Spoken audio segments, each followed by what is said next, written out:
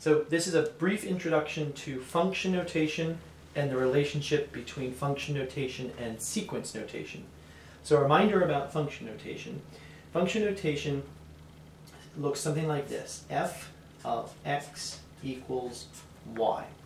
For example, we could have f of the value 7.2 equals 13. Now you might be wondering, where does 7.2 and 13 come from? Well, in this case I made that up. But the idea is that 7.2 is the input. 7.2 is inputted into the function, and the function returns the value 13. So 13 is the output. Other numbers could be the case. So it could be the case that f of 9 equals 21. Again, 9 is the input, 21 is the output. Or it could be the case that f of negative 3.1 equals 13 also. So in this case, it just so happens that this input and this input give the same output. Now, other times what we have is, we have examples where g of 1 equals 4, g of 2 equals 7, g of 3 equals 10, and we notice that there's a pattern. Each time the input increases by 1, the output appears to increase by 3. In this case, I could give a general expression, g of x equals 1 plus 3 times the input. If we triple the input and add 1, we get the corresponding value. Now, this would work regardless of what value I put in. So for example, g of 4/3 would be 1 plus 3 times 4/3. 3 times 4/3 is 4, plus 1 is 5. So an input of 4/3 or 1 1/3 gives an output of 5.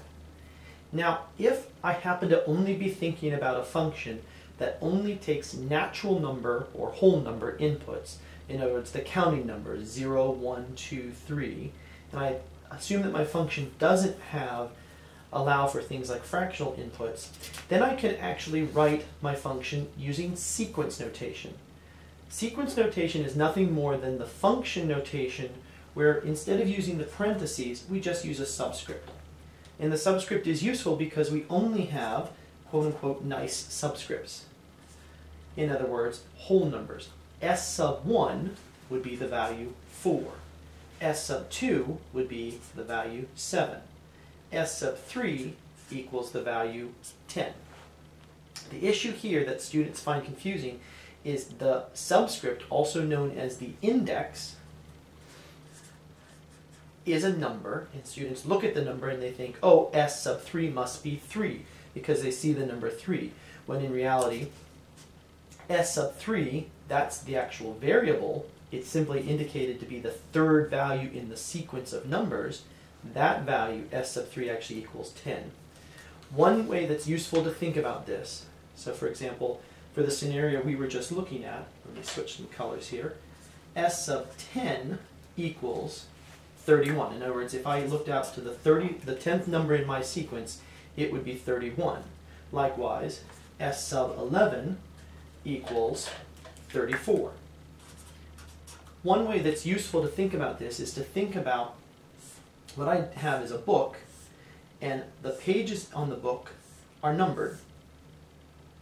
So this is page 10 on the book, this is page 11 on the book. Now, 10 simply tells me what page I'm looking at. The number on that page is actually 31.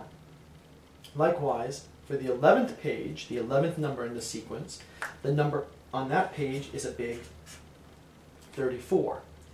S sub 10 is 31. The 10 simply indicates it's the 10th number in the sequence, or 31 is the number on the 10th page.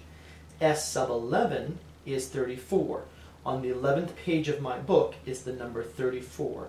34 is the actual value for S sub 11.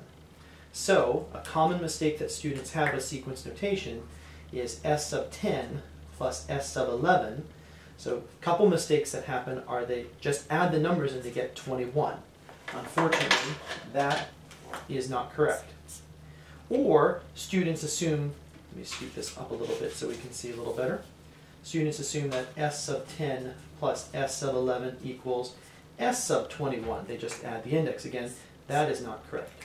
S sub 10 actually equals the number 31. S sub 11 actually equals the number 34. And if I add these two values together, the answer would actually be 65.